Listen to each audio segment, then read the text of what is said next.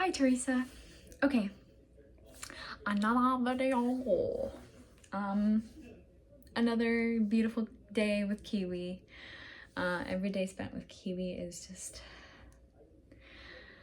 another day of joy and happiness and bliss. And okay, I mean, sometimes of course she can wreak a little havoc, but in general, she's such a sweetie, you know. Anyways, I actually scripted a little outline of what I want to talk about today because I watched a YouTube video this morning that really inspired me. And it was the first video that this creator posted on, I didn't see pronouns listed, but I think that the creator uses she, her pronouns. So I'm going to go with the she, her pronouns because I think that she said something in her video that led me to believe that she used she, her pronouns. If I'm wrong, I'm so sorry to this creator. I think her name is pronounced Sandrine. Anyways, she made a video titled, "You Need to Get Comfortable Making Others Uncomfortable." And, or at least I think that's the video. Anyways, that really resonated with me because I can make myself uncomfortable more easily than I can sit in other people's discomfort, and that is common for people who are people pleasers. I don't know if you know a people pleaser or if you've ever been a people pleaser, but it's really common. I am a people pleaser. It's common for people like us to change ourselves, to edit ourselves the way that we show up in the world, because we don't want other people to get uncomfortable from us. We don't want people to get the wrong idea about us. We don't want people to think that we are too full of ourselves or that we think that we're better than them. I stress about that a lot, that I think people will think that I think I'm better than them, and I don't think that, and I don't want them to think that I do think that. Anyways, so I wrote down a couple things that she said in the video that I really wanted to specifically respond to, and yeah, and I'm going to talk about them, and I'm going to try to get a little bit more specific with some of them, like ways that I can practice like really getting into the habit of just being my full self without editing and apologizing and, all of that. Having shame. Hello. So the video is about learning to sit with the discomfort of others. That's pretty much the basis of the video. And that it's just hard to do. It's hard to sit in others' discomfort, because when others are feeling uncomfortable, we can tend to feel that too, especially if in the video she talks about specifically empaths, and if you're really sensitive to other people's feelings and you're really in tune with the vibrations that people are giving off, you feel the discomfort that they feel when they feel it. Especially if it's about you, you'll start to pick up on those things, and that, there's no reason that we should change ourselves and mask ourselves, especially for autistic people. A lot of people who are highly in tune with other people's emotions, like people who are high on the spectrum of empathy and people who are low on the spectrum of empathy, can tend to be autistic people, because it has a lot to do with social cues and vibrational frequencies. So some people can be really in tune with the vibrational frequencies of how people feel, and other people who are autistic might struggle with those more automatic frequency type of ways of telling how people feel. They might need to learn more about social cues and practice empathy in order to kind of balance out their empathy capacity, where people like us on the really high empathy side also need to balance out, but especially in ways like this, where I take responsibility for how other people feel a lot. This has to do with how I present and how I show up, but also just for things that could be going on in their life and emotional burdens that I think, you know, are at the end of the day, you know, not their fault, or like just that they deserve help with it, even if they had a hand in it, or you think, you know, however you want to see it or describe it, that like I tend to feel that they deserve help, and I want to be the person who helps them with it if there's nobody else around who's helping them.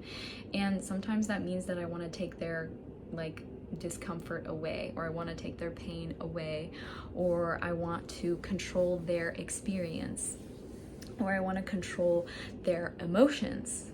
And that's not healthy. That's out of balance. So this is an exercise in releasing other people's experience. Sandrine's video was specifically geared toward releasing your responsibility of other people's experience of you, releasing the responsibility of curating a certain reaction to you, or a certain perception of you, your being, how you show up, how you present, how you behave, etc. And I think that it's a big step into the larger journey of releasing other people's experiences completely, because we can help with them, we can support them and be there for them, but having responsibility and thinking that you ought to have control maybe, or even, you know, a level of influence in other people's experiences and what they're going through, and it's just not healthy, balanced behavior, and it will cause you more emotional and mental strain, and that person as well, because they do feel the pressures of that, the pressures of your control, or your trying to influence or people please or take away the problem for them. They're going to feel that. So I think that this will help a lot with both. Oh, another thought that I had on sitting with the discomfort of others is that this is really interesting, like meditation for people with disability, and either spending time with them or unmasking as a disabled person. I'll start with the first one. So when I didn't know that I was disabled, and I was spending time with a close friend of mine who I had just recently met, and we were new friends, and they had a lot of disabilities, and they were, you know, open to talking about them and discussing with me. It was scary and uncomfortable at first, because being with somebody who is in pain or discomfort or having symptoms, it brings up feelings in you that you might not have processed yet or known that you have. It brings up fears that you might have not known you had, and it reminds you that that could be you at any moment, at any time. You could be in discomfort and pain, and so sitting with that and not being able to control it or take it away. You know, when you live with somebody who is disabled, there are aspects to their disabled experience that cause pain or grief that you cannot control or take away for them. You can support them and accommodate them and help them to release their shame or guilt or grief or frustration or anger. But there's an aspect of their experience that you just can't protect them from or control them, you know, from feeling. And seeing that and knowing that you could be in that situation or being highly empathetic and being with somebody who's in a lot of pain and in that situation. It can feel really difficult in the beginning. It was scary for me until I realized that the fear has to do with the, you know, flaws in our system that mean that disabled people have to be in more pain and more, you know, financial burden than is it necessary. I mean, there's not scarcity enough to justify the treatment of disabled people and the state of healthcare and the medical industry. I mean, it's just, anyways, that's a conversation for another day. And how to unmask when you're disabled, that can be also like, when you're disabled, you know that you make other people uncomfortable because they don't want to see somebody who's disabled. They don't want to think about being disabled. They don't want to think about like, how does somebody who has disabilities and doesn't have enough support, how do they function? They don't want to think about that or look at that, because then it requires knowing that it might be them and wondering, you know, who in their life would support them if they were in that situation, or if they had those disabilities, or maybe that they do have disabilities and they've been ignoring them, and that's really scary because they don't have the support in their life that they need to properly address and accommodate those disabilities. There's a lot. There's also just a lot of internalized ableism from people who don't know that they're also disabled, and they think that you should be able to control your symptoms because they put a mask and a lid on their symptoms, and they think everybody else should be able to do the same. I mean, why complain when you're in pain? Just work harder, just rub some dirt into it, right? Yeah, or, you know, people like being frustrated that other people can't pick up on social cues and they had to learn that. Yeah, if you had to work really hard to learn social cues, you're probably also autistic or have another disability. And if you're judging other people because they're having less success trying to learn those same social cues, you're actually projecting your ableism onto them and your internalized ableism onto them. So there's a lot of ways that learning to sit with your discomfort can help you as a person who probably one day will experience a disability of some sort, even if it's temporary, like, you know, an infection or a flu or a rash or a broken bone, you know, something like that. Something else that she said in the video that I really, really liked was, selfishly, I don't want to feel how uncomfortable you are. Because of that, I tend to shrink myself and make myself more digestible. This is another like really big people pleaser trait that is hard to undo. And I think it's especially scary when, as a neurodivergent person, I don't have scripts for this, because sometimes when you don't shrink yourself and you don't make yourself more digestible, sometimes when you unmask, people will start to pick on you for it. They won't just go easily, you know, and I freeze up when that happens. I freeze up when someone picks on me, or I think that I have to be nice and laugh about it and play it off, and like, that's really cool. But you don't have to do that. Like, if you want to be your full self, you want to have your full voice heard, and somebody picks on you for unmasking and being your full self exactly as you are and should be in this moment, and like fully accepting yourself and just trying to move confidently in your own ways, if someone's going to say something and you want to have something to say back that maybe doesn't escalate the situation but will address it, will kind of confront it, you know, confront the bad behavior, that can be really powerful. And just having a few things to say can really like give you the chance to actually speak up for yourself and feel like you did what you wanted to be heard. So like, for example, if someone says something or starts picking on you, and you know, even if they're saying something kind of passive aggressive where it seems like you could pass it off as like, oh, no big deal, or oh, they were just joking about this, or they didn't mean it like that, they would never mean it like, you know, whatever, just call it out in the moment. You don't even have to be angry or rude or have a weird tone about it, especially because I tend to get kind of like shaky and nervous in those moments. You can say something as simple as, that's really strange to say, or that's really rude that you would say that. I'm surprised you would say that to me.